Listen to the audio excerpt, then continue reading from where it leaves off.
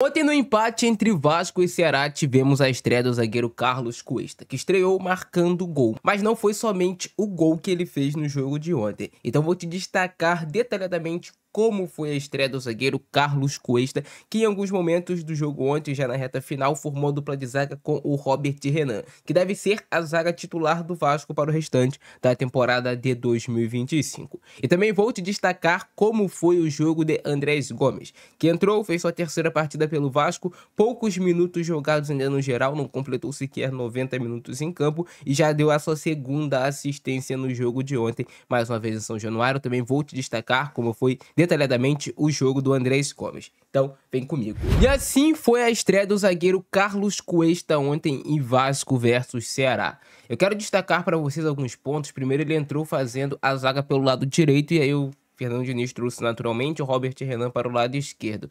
Que, cara, o Robert Renan é canhoto e o Cuesta é destro, então em tese essa é a dupla de zaga titular do Vasco.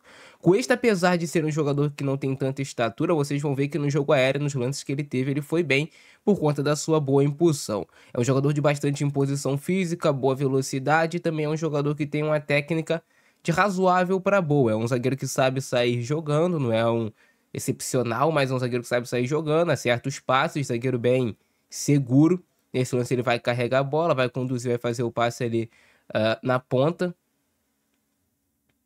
E um ponto bem interessante do Carlos Cuesta, que são os mínimos detalhes, é algo que ele sempre faz. Ele sempre tá quebrando o pescoço, analisando quais são os jogadores infiltrando nos espaços vazios, as costas dele, olha só.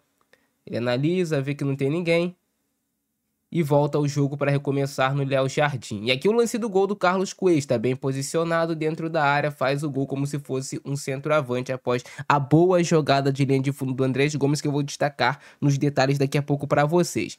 E tu vê que a finalização dele foi bem executada, né? Olha só. Ele executa bem a finalização, tira do goleiro e marca um gol. Esse lance aqui é importante destacar porque o Vasco estava perdendo muito essa bola quebrada da zaga, dos goleiros, do goleiro, né, no caso, do Ceará. E o Carlos Cuesta, quando ele entra, o Vasco começa a ganhar esse tipo de bola em cima do Pedro Raul. Então tu vê a diferença. Olha o quanto ele sobe pro Pedro Raul. Pedro Raul é bem mais alto do que ele, mas ele consegue vencer bem esse duelo com bastante impulsão, saindo muito do chão e ajeitando a bola no Paulo Henrique, depois acaba vacilando.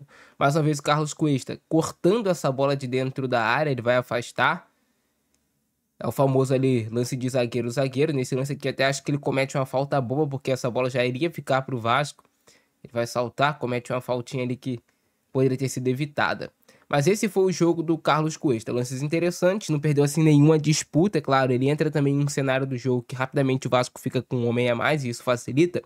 E no lance que o Vasco leva o gol, muita gente está comentando que ele poderia ter chegado, rasgando, mas a bola era completamente do Paulo Henrique. Até porque ele pensa que a bola é do Paulo Henrique, ele já dá mais uma relaxada. Acho que o Paulo Henrique vai recuar no Léo Jardim, para quem sabe o Léo Jardim zerar, dá o chutão, o Paulo Henrique vai bater para lateral. O Paulo Henrique acaba se complicando e o Vasco leva o gol. Mas foi uma boa estreia do Carlos Cuesta. É um zagueiro que eu acredito que vai realmente se tornar titular da zaga do Vasco e vai ajudar o Vasco a ter um sistema defensivo como um todo mais sólido ao lado do Robert Renan, vencendo bastante duelos o Cuesta.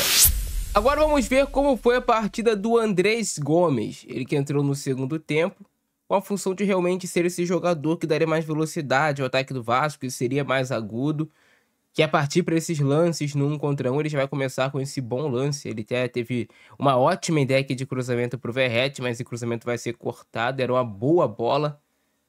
Depois vem essa finalização perigosa do Andrés Gomes, poderia ter batido melhor na bola, né, mais colocado do que forte.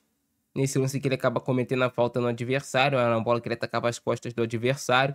Esse lance aqui ele até vai fazer uma boa jogada, mas depois, no final, ele acaba realmente cometendo a falta. Ele passa do primeiro, ganha a jogada e ali ele acaba, sem querer, fazendo a falta em cima do adversário. Esse lance ele vai receber a bola de costas e vai conseguir voltar, né, para reiniciar o jogo do Vasco.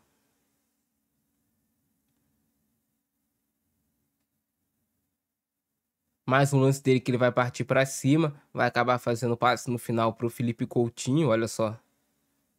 Atrai a marcação dos dois. Gera um pouco mais de espaço e faz o passe no Felipe Coutinho.